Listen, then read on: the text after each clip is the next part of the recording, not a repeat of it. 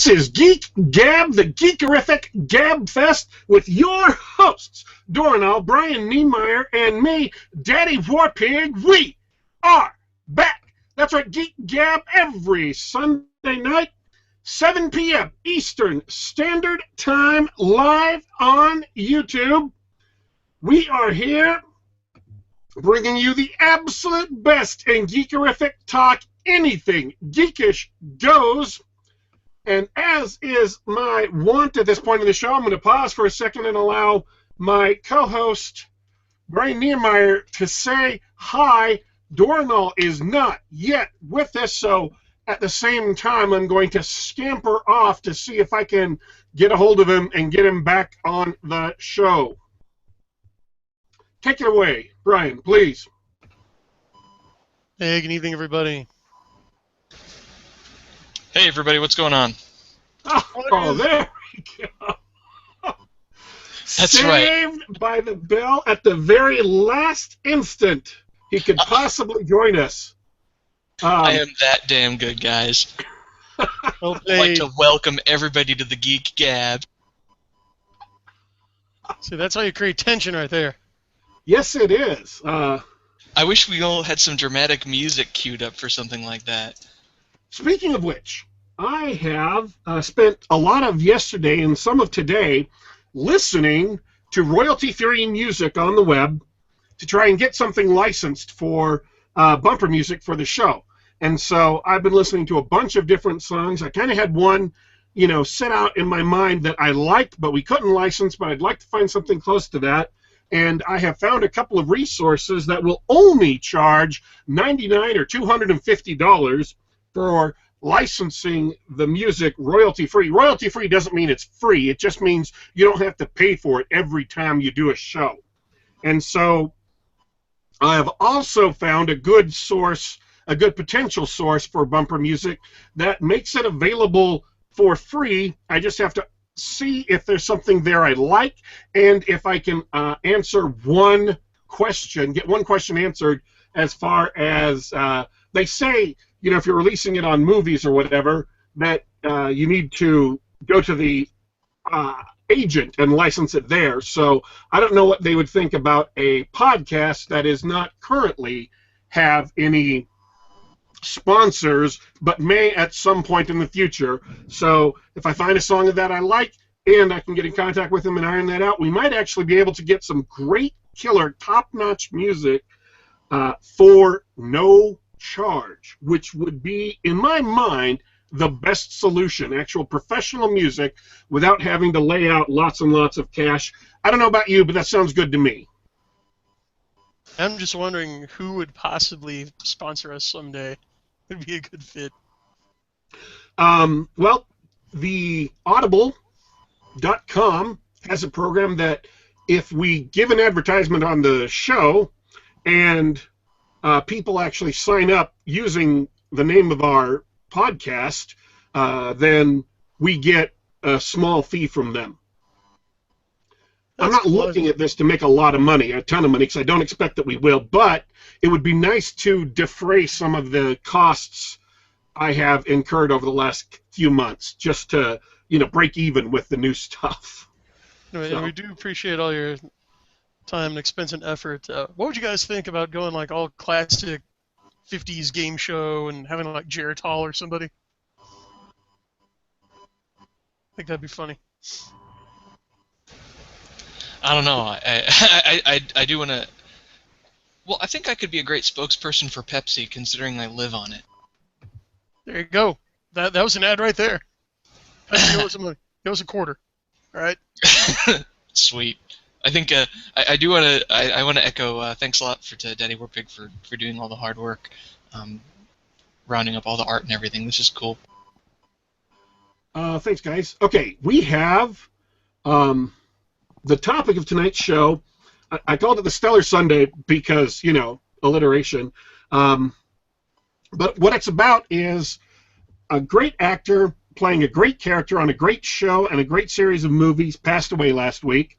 And I thought we would do the show talking about Leonard Nimoy, Spock, and Star Trek, and anything else that happened to come up while we were discussing that. That just seems like a a topic that is timely, and his death happened just Friday. He was a month shy of his 84th birthday, and it happened the same day we had our special episode with John C. Wright, so we didn't get really a chance to talk about it. But stellar Sunday to talk about Star Trek and Spock and Leonard Nimoy. I have given my remembrance of Star Trek, where it came into my life on the last show. I'm going to do it a lot more quickly this time just because it illuminates what I think about Star Trek. I grew up in the military overseas in Germany, spent 8 years living there, and they had one English language station there, Armed Forces Network. And if you wanted to watch TV in English, you would either watch what Armed Forces Network had on, or you didn't watch anything at all, which is why I grew up on a diet of General Hospital and Ryan's Hope. And I still remember, and I have no idea if this has any relationship to modern-day plot lines, I still remember the tension between Luke and Laura on General Hospital, because that's how young I was when I watched that show. Everything that you read and see at that age is engraved in your mind permanently for the rest of your life. One of the shows they showed every weekday in the afternoon, late enough that I could get home from school before it came on, was, in point of fact, Star Trek. And technically speaking, it was in reruns if we had lived in the United States, but because we were living in Germany, in Armed Forces Network, it was on first-run syndication. The very first time they had it on Armed Forces Network was while I was living there, even though this was many, many years after it had gone off the air in America. So I grew up on a diet of Star Trek. There were other shows that they showed that were science fiction. They showed Space 1999. When Battlestar Galactica started, they showed Battlestar Galactica. But mostly for my youth, TV science fiction was defined by Star Trek. And that's my story. That's where I found Star Trek and Spock and Leonard Nimoy. That's about it. I mean, it was the mainstay of television science fiction for years and years. And I had my choice of TV to watch when growing up, but Star Trek's always been one of those. I've never been a hardcore fanatic, but it was one of those shows that I watched a lot when I was young. And especially, I'm not very close with my mother, but that's one of the things that we did when I was young. We watched Star Trek together a lot, mostly the original series. We became pretty avid fans of the Next Generation, but we lived Star Trek, and my mother and I have always been the cold, logical types, so we really identified with Mr. Spock. He was one of the best things about the show, for sure. Absolutely. And wow, you guys both have such poignant childhood memories about Star Trek, the original series. I'm quite divergent from that. Actually, when I was growing up, TNG was the Trek I grew up with. You know, it's going to sound heretical for saying this, but like when people say Star Trek, The Next Generation is what I just knee-jerk associate with it. So I didn't actually start watching much of the original series until way later, like high school or even college. So my main association and familiarity with Nimoy's work is on the Star Trek movies. And I know he directed some of those, some of the best ones, but I'm going to admit, my first acquaintance with his directorial work was actually Three Men and a Baby. So I'm kind of the oddball here. He directed Three Men and a Baby? Yes, he did. I did not know that. I know he directed 2 Star Trek movies, although I'm not sure which 2 they were. He did some of the best and the worst, didn't he? He did the one with the whales, which was pretty not very well received, but I forget the other one that he did. Actually, Star Trek For the Voyage Home is the highest grossing Star Trek movie of all time. At least until 2009. But I'm with you, I don't really prefer that one. General audiences did. But yeah, I don't know if you guys remember the episode of The Critic where Jay says the 3 greatest American actors are Opie, Meathead, and Mr. Spock. Yeah. He directed Star Trek IV: The Voyage Home and Star Trek III: The Search for Spock. That is my IMDb, my quick fingers looking that up on IMDb. That was fast. Well done. 3 Men and a Baby, and then a bunch of movies I've never heard of, or at least three movies I've never heard of. The Good Mother, Funny About Love, Holy Matrimony. Don't know any of those. Last one was in '84, so... See, this is the thing about Leonard Nimoy, and I think he knew this pretty early on during the show or immediately after. And I'll confess here, I have not read either of his biographies. He did one called I Am Not Spock, and then he did another one called I Am Spock. So his attitudes towards the show evolved over the course of time. But he knew pretty early on that Spock would define his career, and yet at the same time, he did not let that stop him from trying to move out and do other characters and do other things in show business and do his own thing as far as being a director goes. Star Trek 3 and 4 are two of the... Well, Star Trek 4, highest grossing, and it's a fun movie. It's not a deep thinking movie like Star Trek usually tries to put on, at least up until the two action movies that just came out. But it was a very fun movie, and you can see why it was popular. Star Trek 3 not being quite as well received, but that's because, generally speaking, it's between 2 and 4. And what do you do being sandwiched between Wrath of Khan, the best dramatic Star Trek movie, and Star Trek 4, the most popular, humor-filled, enjoyable, non-action movie, Star Trek movie? Star Trek 3, of course, is going to look bad by comparison just because it wasn't either of those. Oh, come on. Christopher Lloyd played a Klingon. How can you beat that? Pretty darn great. Christopher Lloyd is an incredible actor, character actor. And Commander Cruz, you can't even tell it's him unless you read the credits. He does not look like Christopher Lloyd. Your only clue is those crazy, crazy eyes. Yeah. All right. I'm looking at his acting credits right now to try and see. There were stuff that he did after the TV show, before the movies got running. Obviously, he was in Mission Impossible. Did In Search Of. Yes, he was the narrator. What do they call that? The host? The host. He was the host of the TV series In Search Of. And he was also the host of Ancient Mysteries. Is that the other one? I think so. I just saw a little piece on this earlier today with on, I think it was 60 Minutes my parents watch.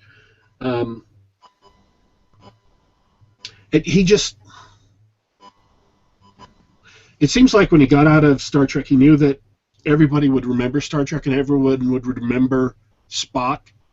And so he spent a lot of time trying to get away from that as far as being an actor and director and stuff, but eventually seemed to make peace with it. Oh, I know this one, though. The other one he was in that Doranol can talk about is Fringe. Yeah, I was going to bring that up, yeah. He was a great addition to the cast. I mean, first of all, Fringe is a much better show than I think the awards it received or the money that it saw. It was basically a losing money proposition for Fox, but they just kept it going just because it had such a great loyal fan base at the time, and it's actually a really interesting show. And one of the cool things they did is they brought him in as sort of a cameo, and it wasn't Spock-like because he wasn't playing Spock, but he was kind of on a science fiction show, so it was kind of a. It was nice to see him, but he wasn't playing the same character. And that's really rare for Fox to keep a show going if it isn't immediately profitable. Yeah, you don't expect that out of the network shows. It's kind of like a prestige show, so sort of like The Wire was. Okay. So I remember what they did to Harsh Realm and Firefly. most notoriously of all. Yeah, especially after Firefly, the way they just let Fringe keep going. Yeah, I think for years it was stuck on the Friday night time slot, which is sort of where TV shows go to die. Right. And it just kept going. It went 5 seasons. Well, I'm going to credit some of that to Nimoy then. Absolutely. Yeah. The executive who canceled Firefly around 2000, 2001, left Fox. And after that, they got a lot more flexible with what they were willing to allow on the air. And I also think Family Guy canceling that and coming back as such a big hit kind of was a lesson to Fox that maybe they shouldn't be so quick to kick a show off the air just because it wasn't matching their initial expectations. Yeah, I saw that executive working a toll booth on I-80, so glad to see that he's bounced back. I had a story I wanted to share about Spock, and I got this story because my mom subscribes to Hulu, and she signed into Hulu this morning, and they had a bunch of videos there, one of which was from the LA Times. It was an interview with Leonard Nimoy. And so this is the story he shared about Live Long and Prosper, the hand symbol of, two fingers, split apart in the middle, and then that so defined Vulcan culture. Every Vulcan uses that as their greeting. So Leonard Nimoy is Jewish. And when he was a child, about the age of 6, his family goes to an Orthodox synagogue. And in the Orthodox synagogue, you have men on the ground floor and women on the upper level because the sexes have to be separated. And they're going to do a blessing on the congregation. I'm not sure congregation is the right term in a synagogue. Apologies if I have mangled that. I myself am not, obviously, Jewish. Leonard Nimoy, being 6, has his eyes open, and he's watching the priests give this blessing, even though his father is reaching over and tapping his shoulder and telling him to keep his eyes shut. And what they're doing is they have both of their hands in what we have come to think of as the Live Long and Prosper, or the Vulcan hand gesture, and they are blessing the crowd because that gesture is the Hebrew letter Shin, the symbol for Shin, and Shin is the first letter in the name of God, Shaddai, and they're blessing the crowd using that symbol, and he remembers that all throughout his youth and as an adult. And when he's on the show, he makes a suggestion to the director, said, hey, why don't we use this in the episode? They say yes. They use it in the episode, and then the next day when he's walking around, he sees everyone on the street using that hand gesture, which is when he knew, and as he says in the video, in the interview, which is when you know you have something magic. And it's stuck with the series and all the successor series after that. So it is a reflection not only on... This is why I found the tale interesting. It tells you who Leonard Nimoy is as a child, how he grew up, and it also reflects the impact Star Trek had on popular culture. It was a very, very popular show, and lots of people watched it. And that's why I think when he was coming out of the show, he knew this is something that's going to mark me as an actor for the rest of my career. I'm going to be always remembered as Spock and not necessarily as an actor who played many roles the way Christopher Lloyd, for example, is. So that's my Spock story that I found today. Well, that's brilliant. I mean, even the Vulcan salute, "Live Long and Prosper," can pretty much be seen as a condensed version of the priestly blessing. So it's totally right on. Yeah, in fact, he quoted the entire priestly blessing in English, not in Hebrew, and live long and prosper. Really, if you condensed that entire, Jewish priestly blessing down, that would be a really good restatement of it. It's Numbers 6:23 through 27 for the folks playing along at home. Okay, I've got a question. Challenge round. Brian, what do you think of the episodes of the movies is Leonard Nimoy's best performance? Okay. Well, really, that's a bit too easy because it's Wrath of Khan. It's I have been and always shall be your friend. I think if you do a Google search, like for Spock quotes, that comes up number one, and hands down, his performance not just there, but that's what really seals the deal. That's what makes Wrath of Khan the definitive Spock performance. Our guest from last time, John C. Wright, wrote a touching eulogy for Leonard Nimoy, and he mentioned that the difficulty as an actor that Nimoy faced was, okay, here's this character who can't emote, and that's 99% of what acting is, and now you've got to portray him, and not only that, you've got to portray him with humanity and show his affection and loyalty for his crewmates without resorting to emotion at all. And it was nothing short of an act of genius that he pulled it off, and I think he pulls it off best in Star Trek II. But the easy one aside, I really like his performance in Star Trek VI. Because it's really matured, and he's really just slipped into the character. He puts it on like a comfortable coat, and you can see the culmination of everything he's been through. That's when he says, logic is the beginning of wisdom.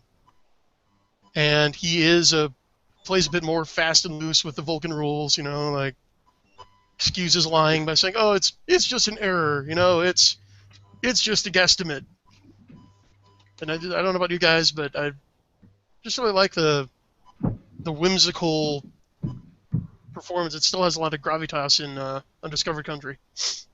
You like it when he gets to show his human side every once in a while, but he does it effectively. It doesn't feel like he's breaking character. Oh, exactly. Yeah, like especially when he, the slap, where he slaps the thing out of Laris' hand. It's fairly restrained. He'd love to do a lot more. Yeah, that is actually a great moment in that movie. It really is. Totally. So, Darnell, same question. Setting aside the easy answer, what one would you think that he did the best job in? What's fresh in my mind actually is his performance in Fringe, and he played he was sort of a secondary character, but because he was a very important character to the background of the story, the sort of mythology and world building that they were doing. But what I really liked about it is that he plays William Bell, who in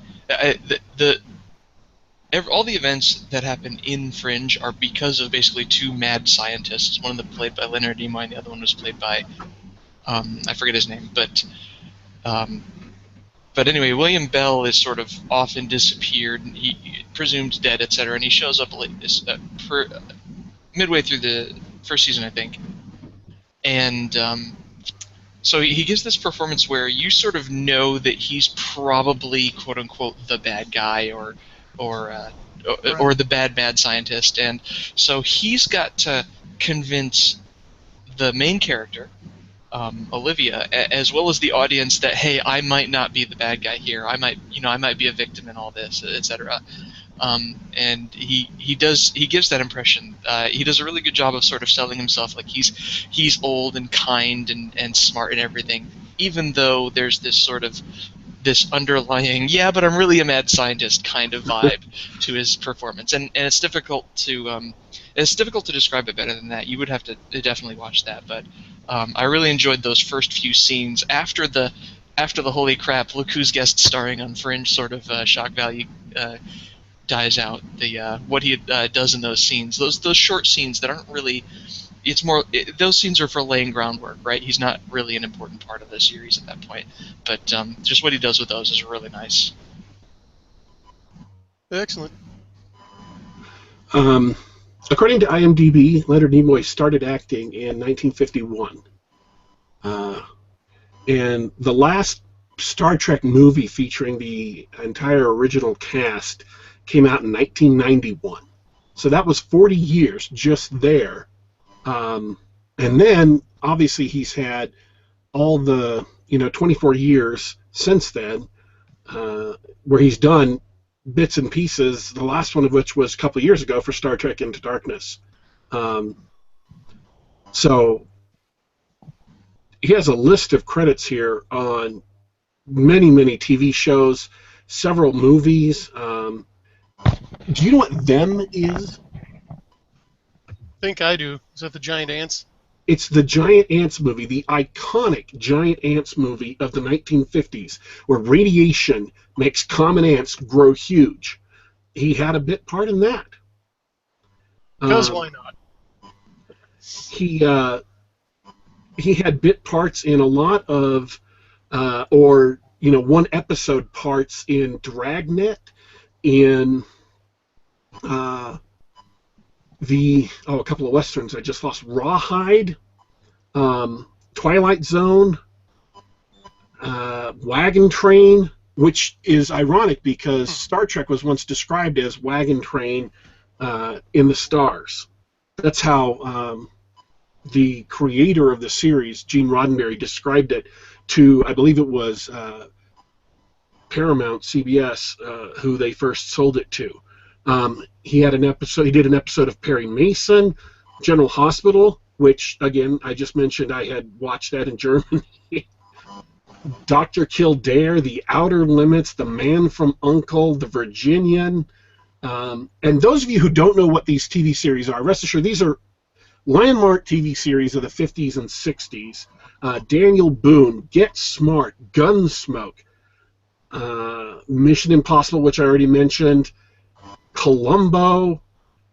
These are, and this is all before Star Trek. These are all the acting roles he had, and yet the one, he was also in the Invasion of the Body Snatchers movie just before motion picture came out, and what we remember him for is Star Trek. It sounds like, just listing all those shows like that, it sounds like he had sort of built up a resume. So this wasn't a guy who came out of nowhere. I mean, they knew who they were dealing with when they brought him on to play Spock. Yeah, he was the veteran actor. He was the the longtime theater veteran who was blooded. I don't know the details of the backgrounds of the other actors as well. But Spock was definitely, or Spock, see, even I do it. And I've tried so hard leading up to this not to do that. Leonard Nimoy was definitely the veteran of the cast. He was just really, really impressive. And you remember, a lot of people were going through those TV shows as well. Remember, William Shatner did one of the most famous episodes of The Twilight Zone. Yes. On the airplane. Yeah. And William Shatner has a long, it doesn't go back, it's almost as long as Leonard Nimoy's. He also got his first role in 1951 as a crook. Shatner's been around as long as TV has. I mean, that's how he outlasted everybody. He must have made some sort of deal or something where, like, his soul inhabits TV itself, like a Neil Gaiman American God's Way, and like when he dies, hopefully not for many years, like it will destroy television. It will just all go away. So one cannot exist without the other. Here's the thing. This is what I've been trying to step around while thinking about this show and picking topics and trying to get my own thoughts in order so I could do this show without hitting all the same cliches you always hit when you discuss Star Trek, right? Because we have had tons and tons and tons of documentaries about it. It gets dissected endlessly in fan letters, on blogs, on TV shows, on the making of. Every time they release a new movie, they have another making of which talks about how Star Trek was all landmark and became embedded in popular culture. And I've been trying to think of a way to step around all of the cliches that you always hear about the show and about the movies. And the cliches have become cliches because they've been repeated so often, but at the same time, a lot of times they're really true. And this is not so much a theory as it just is an observation that's been backed up by my own thoughts and the thoughts of other people. Star Trek, the original series, reflected the American moment at the time at which it was released. There's a phrase, a German phrase, like so many great words we borrow from German. It's called Zeitgeist, the cultural zeitgeist. And that means the feeling of the culture at a particular moment in time. If you took everything in a culture and boiled it down into a perfume, what would that be? The zeitgeist at the moment matched Star Trek. It came along at the perfect time where it caught that feeling of optimism, of can-do spirit with technology and people, an optimistic sense of human beings and what we could be and where we could go, optimistic sense of what technology could allow us to do someday, and an optimistic sense of idealism about moving on past racism. And those things all sound like cliches because you've heard them so many times before, but they're actually literally true. I mean, Star Trek has an optimism about the human race that whether it's realistic or not doesn't matter. It was reflected in an optimism of the time, where the human race has abolished want, where it's abolished war, and where you have a crew that has an Asian, it has a black woman, it has an alien, and it has white men all working together, one of whom is from America. And as soon as, in, I believe it's the second season, they got Chekhov put on because of the monkeys, no lie. They wanted someone on the show who was young, who would appeal to the teenagers the same way the monkeys did, and so they gave him the monkey's haircut. Brought him on the show, and so you had an American and a Russian working together at the time when the Cold War was in full swing because we were fighting in Vietnam. And that was an optimistic vision of different cultures and countries clashing and different races all working together in the future on this starship with aliens, exploring and discovering things and, in general, bettering the human race and not dragging us down into the pit of history. So I apologize for the barrage of cliches about Star Trek, but again, they're cliches because they're true. And I'm going to let you two react to that. If you please, if you think I'm wrong about anything I've said, jump out. And by the way, it's a live show, so anybody who has questions, who wants to comment or ask a question, please do so. That's what the chat is there for. Dornall, do you have any? Oh, you said you were going to talk about cliches, so I actually put you on mute for the past 2 minutes. Well, thank you. Brian? Well, there's a difference between a cliche and a trope. And I would contend that everything you were talking about falls into the latter category. Because a cliche is a trope that's employed lazily. And I don't think that was lazy. You tried very hard, and like you said, it's true. So I can't take issue with anything you presented there. That was top notch.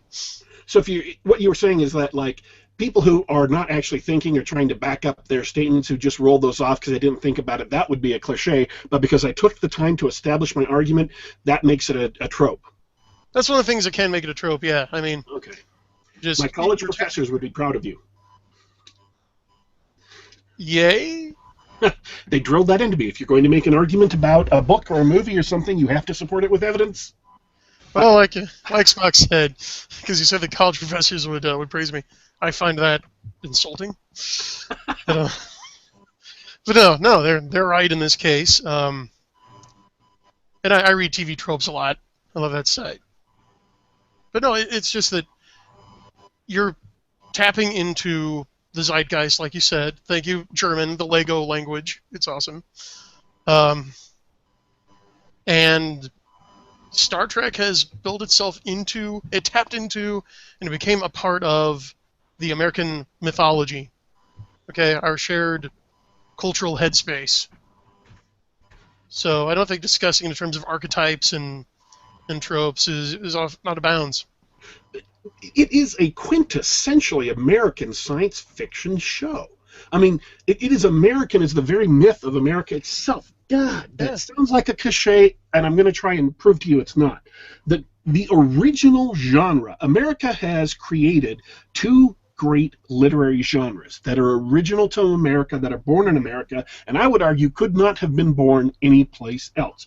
The second one of which is superhero stories, comics, movies, TV shows, what have you. But the first one of which is the Western. And that is quintessentially American. It refers to that narrow frame of time in between the Civil War and the turn of the century, where people were settling the West. That was a wide open frontier, and you have small towns surrounded by wilderness with, at most times, very, very fragile grasp on law and order. And the iconic character in the Western is, of course, a gunslinger, someone who comes into town who is himself a defender of civilization, but is, to a certain extent, uncivilized. He is a killer. He is capable of doing violence. And in a Western, you have the entire movie, and then right at the end, you have that confrontation where, whether he's been seeking it out or whether he's been avoiding it, the civilized killer has to confront the uncivilized evil and fight it viscerally, physically, but also morally to defeat it and restore civilization to this small oasis. And in many ways, modern post-apocalyptic movies are, in point of fact, nothing more than Westerns wearing black leather and rubber and football pads.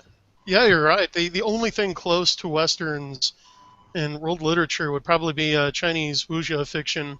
Yes. And even that departs drastically, but has that same concept of, like you said, the civilized killer who metes out justice by his own authority, which is backed up only by his own righteousness.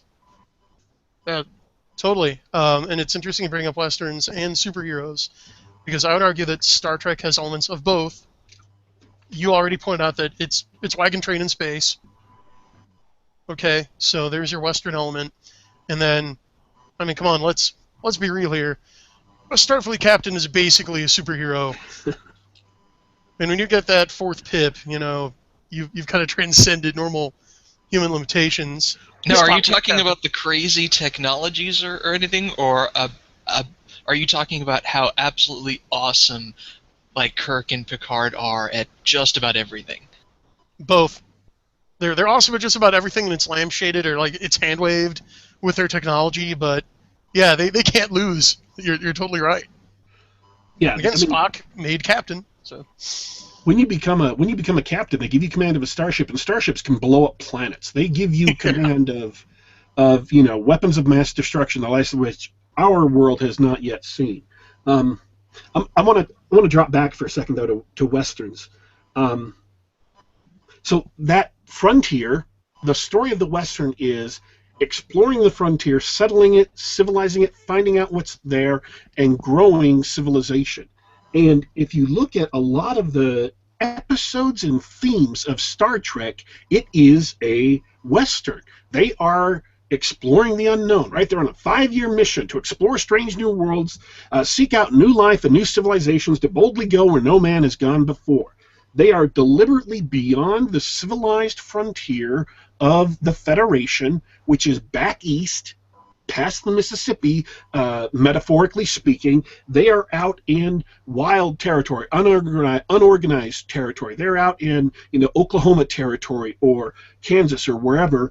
And if you look at certain things in a specific way, the notion of savages, literally they do meet a lot of savages, but also hostile cultures like the Gorn, or the Tholians from the Tholian web. They are meeting and bringing civilization to these worlds. The world where they discover a parallel Earth where they have had a nuclear apocalypse, and the Yangs, which are Americans, Yankees. I'm going to spoil all these because it's 40 years old or 50 years old, and if you haven't seen them, it's your own fault. You should have seen them by now. Go, see, watch.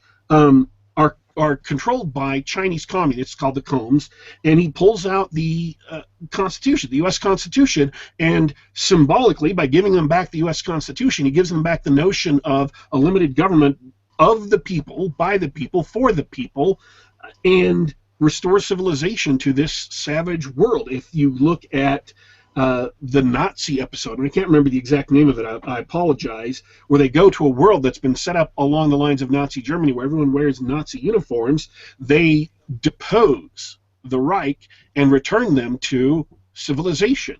If you look at the world where they're fighting a civilized little war, where they calculate all the casualties by computer and people march off in a civilized fashion to disintegrator booths and suicide themselves so they don't have to have a real war with real bombs blowing things up, it's very uncivilized, it's very barbaric, and he restores civilization to that world by forcing them to either make peace or actually fight a dirty, nasty, real war.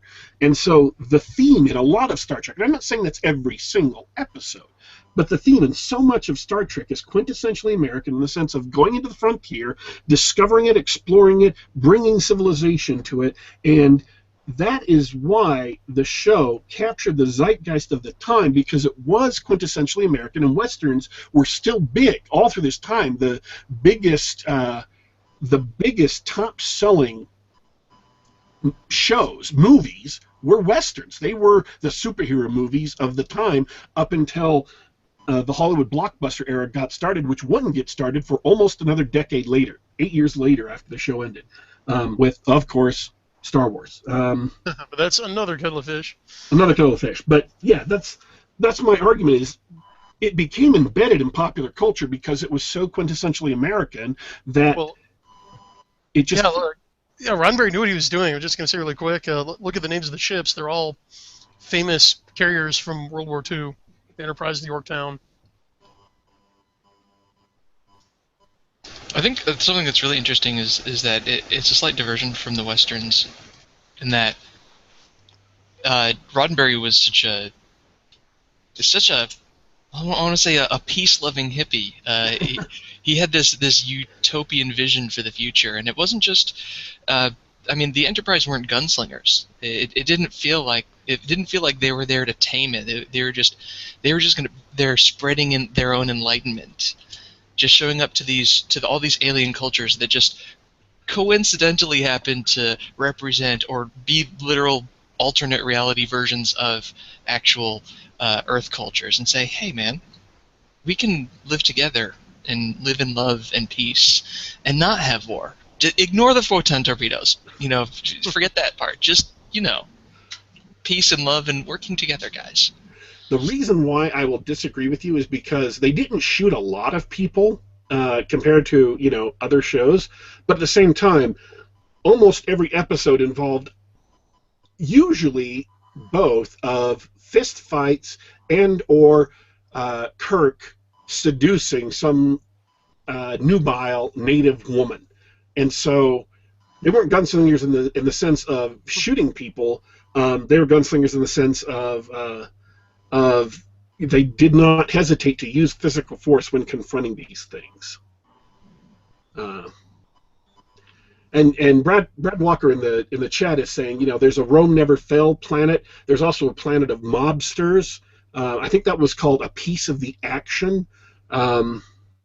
and on and on and on. I mean, they had Gene Roddenberry at one point said that his theory of the galaxy was that there were, hundreds or thousands of planets that had developed along the lines of Earth, and you're like, well, if that's what we're going with, that's what we're going with. Okay, what can you do? The reason why they did that, of course, is because the movie studio that they were shooting the show on had access to costumes and props and sets that were all pre-made.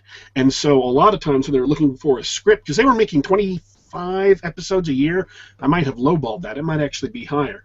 Anyways, when they were looking for a theme for a show, the cheapest way to do it was to grab costumes and sets they already had, which were costumes and sets from World War II movies or from mob movies or from whatever. Which is why so many of those episodes revolved around Earth cultures, is because it was a shortcut to making the show when they didn't necessarily have the budget that they would like. Well, and even when they didn't, the alien races they encountered, most of them embodied a certain extreme aspect of human nature. I mean, most of the aliens were just metaphors for like some human tendency, like Klingons were, mankind's more primitive warlike nature, and then the Romulans stand for either the Russians or the Chinese, depending on who you talk to. So they're kind of like imperialism run amok. Okay, so the first season of Star Trek had 30 episodes. The second season of Star Trek had 26. And by way of comparison, most of your shows nowadays that are drama are in the low 20s range, like 22, 23, 24.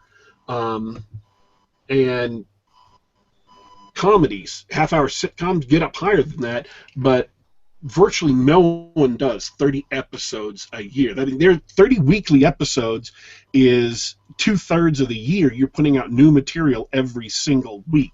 That is a fast production schedule. That's brutal. Yeah, it is. It's brutal. I mean, even like say The Walking Dead, they only have like 16 episodes, I believe, a season. And so it is, when you look at when they take shortcuts or why episodes got through that are not super stellar necessary, it's because they are working through this and they have to get it done now. And if they get a hold of a great writer like Harlan Ellison, who I think did 2 episodes of Star Trek, or other writers, including one of the most famed episodes of Star Trek, City at the End of Time, which was brilliant. And, of course, Harlan Ellison. I think that is the single best line ever written for the entire Star Trek series, was written by Harlan Ellison. Dr. McCoy has gone crazy, and he's referring to the barbarities of the 20th century, and he describes the doctors of our time cutting people apart and sewing them up like garments. And you could see a person from a time where they can open up an incision with a laser and seal it up, or even operate without having incisions. Well, he would find a metal scalpel physically slicing open flesh to be so repulsive and so barbaric and so primitive that it would revolt his character to the very core. Even when he's crazy, he's still a doctor, and what he sees is something that repulses him. I just thought that is, in one line, you have a perfect insight into who McCoy is as a character, as a doctor, and what their culture is like, their technological background, and how primitive they would find our modern world that is the most economical world building I can imagine. It is just incredible. I'm going to stop talking. Well, getting back to the idea of tropes and cliches, one thing we were going to talk about that I think is just the quintessence of that is Galaxy Quest, because it just openly embraced with open arms all of those cliches and tropes, and attempting to do a parody, went above and beyond and made something that can stand alongside the original material.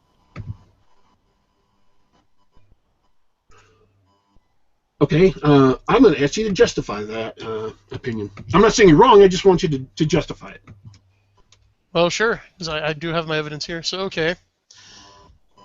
So, in 2013, at Creation Star Trek convention in Las Vegas, okay, there was a panel of 100 hardcore Trekkies who were asked to rate the Star Trek movies in order. And they ended up with 13 on the list. Well, how did they end up with 13 if at that time there were only 12 Star Trek movies? The reason is because these hardcore Trekkies rated Galaxy Quest the 7th best Star Trek film ever, and on earlier ballots it got as high as number 2.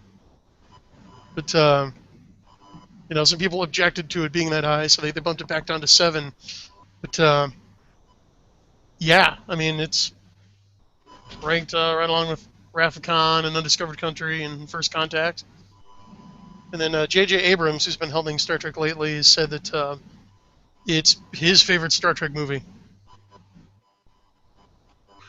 And George Takei, who plays Sulu, said that Galaxy Quest was an incredible documentary. One of the best, his favorite documentary, I think he said, or the best documentary he's ever seen. Which obviously needs to be understood in a metaphorical way and not a literal way, in that they played friends or comrades on the show, but there was a lot of struggle behind the scenes, a lot of ego, a lot of disputes, which, I mean, honestly, if you've been around actors or if you've been an actor, you know is pretty typical. It's not shocking. Well, one of the best things about that is that they made it with love. They weren't poking fun at the fans or the Trekkies, or they were poking fun at Star Trek and the tropes they used. But you know what? They really loved the material that they were working from, and so I think that really came out when they made the movie. Oh, totally. Yeah, it's friendly humor. It's not, biting, nasty, corrosive humor of, smug contempt, which is what we see so often. Also, slam dunk casting. You just can't give that cast enough credit. Oh, absolutely. Yeah. Like just how wigged out Tony Shalhoub is the whole time. The funny thing is, too, is they didn't just work Star Trek tropes into Galaxy Quest. The trope of the kid super genius obviously comes from a lot of places, but in specific, in reference to science fiction TV, it comes from an episode of the Buck Rogers in the 25th Century TV show, where Gary Coleman, who, if you saw Different Strokes, you know who Gary Coleman is. What you talk about, Willis? He played a super genius child. And so Ensign Laredo is the character in Galaxy Quest, is young, super genius, black. That's where they got the character from, that character idea. Interesting. The main bit of trivia that I know about Galaxy Quest is the scene where Tim Allen is in the restroom and he overhears a couple of fans talk about what a loser he is and how everyone hates him. Apparently happened to William Shatner in real life at a Star Trek convention. Really? That's what MDB says, yeah. Wow. Yeah, I could see where that would be kind of harsh. That thing that you pour your heart into, all your work and everything. You're just a loser, man. I mean, and it's something that defines all of their careers so much. They never. I mean, they acted in other things, but their Star Trek characters were larger than them as actors, and that's not often the case. Usually you remember the part that the actor played. The actor themselves is usually, if they've gone on to play other things or had other things before that, is usually bigger than the part. I'm fumbling around with my words, so I'm going to stop talking because that's the central concept. We are down to our last 5 minutes, and it doesn't look like we have any questions in the chat. So I'm going to give you guys a chance to sum up, say whatever you want to say. Brian, do you want to? Sure. Well,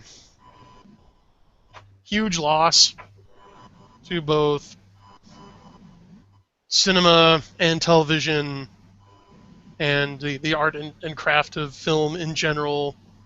And, you know, gosh darn it, to civilization itself. Is, again, achieving what Nimoy achieved with the character of Spock primarily was a rare act of genius, and it was to invoke another cliche, it was a game-changing role, game-changing performance. Because before then, another thing that Mr. Wright pointed out, yeah, it had the cold, logical, super genius character, but before Star Trek, that character was always the villain. Yes. And to take a character who before that would always have been, you know, the antagonist, and not only make him a hero, but a beloved hero, I mean, that's a lightning strike. That's a rare once-a-generation occurrence. So, yeah, you know, one of the lights has gone out. And the other characters they've created in the same vein, that is Data, and then the Vulcan first mate on Enterprise, I don't think either of them have been as successful or as enduring, produced as enduring in a performance or a characterization as Spock did. Right, yeah, I don't think anyone's really come close, because there was no map for that territory. He blazed that trail and really made it his own. And then, like you said, you know, the anecdote about, you know, the Vulcan salute being the letter Shin, and the live long and prosper line being a condensed version of the scriptural blessing. That's something that the actor brought to the role, and I really think that Spock is the final argument in how casting the right actor can really take a character to the next level. You know, so those writers need to remember that. and to get off just on a tiny little tangent, they don't necessarily have to be a perfect actor or a great actor if they are the perfect actor for that specific role. Ornal, do you have any... Yeah, I can see that. I think that if there were a pantheon of pop culture or television heroes or icons, I think he's there, and he'll be missed. But as you guys have demonstrated, we still watch these movies, we still watch these shows. You guys are quoting Star Trek scenes like you just watched them last week. Maybe you did, but all the great things that he was and he did, you know, he'll live on. Yeah, eternal memory. All right, last minute of the show. I felt genuine grief over the passing of Leonard Nimoy, the way I did over Robin Williams' death last year. Both of them were actors who played in shows, in parts that I loved, and even though I didn't know them personally, because I loved the shows and I loved the stuff they did, I cared about them enough to feel pain, enough to hurt when they died. I wish I had gotten a chance to meet both of them at some point, even if just to shake their hands at a convention or whatever. You know, tell them thanks for making stuff I love. Thanks for using your talents in a way that has made my life better and has made the life of hundreds of thousands or millions of people better. I'm not. That's it. Just to tell them thanks for being who they were and doing what they did. That's the best compliment you can give an artist, is to genuinely appreciate the art they create. This is Geek Gab. We're here every Sunday night, 7 to 8 p.m. Eastern Time, and special episodes occasionally if circumstances warrant. Thanks for tuning in. you can catch all of us, all three of us, on Twitter. Our Twitter handles are in the description. Follow us. And both Brian and I have personal blogs where we muse and discuss about whatever strikes our fancy. Brian's blog is called Kairos. Again, URL in the description. My blog is the House of Geekery, daddywarpig.com. Subscribe if you liked the show, you want to hear some more, you want to get email updates about when it's going on, or click the little up thumb. Thank you all in the audience for coming out live to listen to the show, ask questions, make comments. We are going to be starting podcasts as soon as I can get bumper music nailed down, which hopefully should be in the next couple of weeks, so that you can subscribe to the show through iTunes or at some point even whatever Android music player you feel like listening on. Geek Gab, we appreciate you folks for tuning in, listening to the three of us. We are your hosts, Dorinal, Brian Niemeyer, and Daddy Warpig. We will be back.